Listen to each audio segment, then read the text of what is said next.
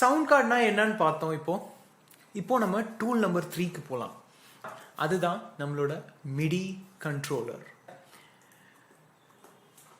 Midi கண்ட்ரோலருங்கிறது எப்படி நம்மளுக்கு நம்ம கம்ப்யூட்டரோட ஸ்டோரேஜ் டிவைசஸ்லாம் கனெக்ட் பண்ணுறதுக்கு யூஎஸ்பி அப்படின்னு ஒரு ஸ்டாண்டர்ட் ஒன்று இருக்கோ, அதே மாதிரி மிடிங்கிறதும் ஒரு ஸ்டாண்டர்ட். ஓகேவா?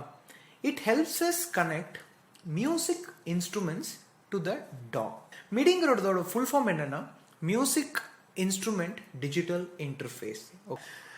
அண்ட் இந்த மிடி கண்ட்ரோலர்ஸை நீங்கள் ஒரு இன்புட் டிவைஸ் மாதிரி பார்க்கலாம். Like your typing keyboard. எப்படி நீங்கள் லெட்டர்ஸ் டைப் பண்ணுறீங்க, இன்புட் பண்ணுறீங்களோ உங்கள் கம்ப்யூட்டருக்கு, இந்த மிடி கண்ட்ரோலர்ஸ் உங்களோட டாக்கு மியூசிக்கல் இன்ஃபர்மேஷன் இன்புட் பண்ணுறதுக்கு ஹெல்ப் பண்ணுது. அண்ட் இந்த மிடி கண்ட்ரோலர் ரொம்ப ஈஸியாக புரிஞ்சுக்கணும் அப்படின்னா, it is like a on and half ஸ்விட்ச். எப்படி உங்கள் வீட்டில் ஒரு ஃபேன் ஸ்விட்ச் இருக்குது. அந்த ஃபேன் ஸ்விட்ச் நீங்கள் எதுவுமே பண்ணாமல் ஏதாவது ஃபங்க்ஷன் பண்ணுமா? நீங்கள் ஆன் பண்ணால் ஃபேன் ஓடும், ஆஃப் பண்ணால் ஃபேன் ஓடாது.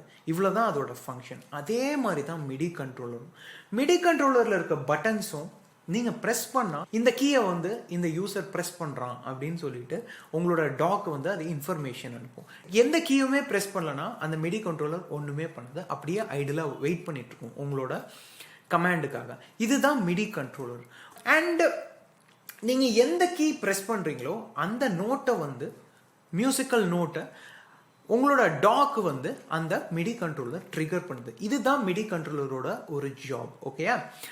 இந்த MIDI controller usually musical keyboard மாதிரி இருக்கும் பார்க்கறதுக்கு. அண்ட் இது ஒரு யூஷுவல் ஃபார்மேட் அண்ட் அதர் ஃபார்மேட்ஸும் இருக்கு.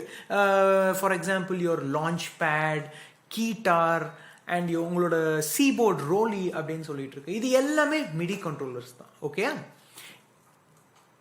So this is the example of a MIDI controller.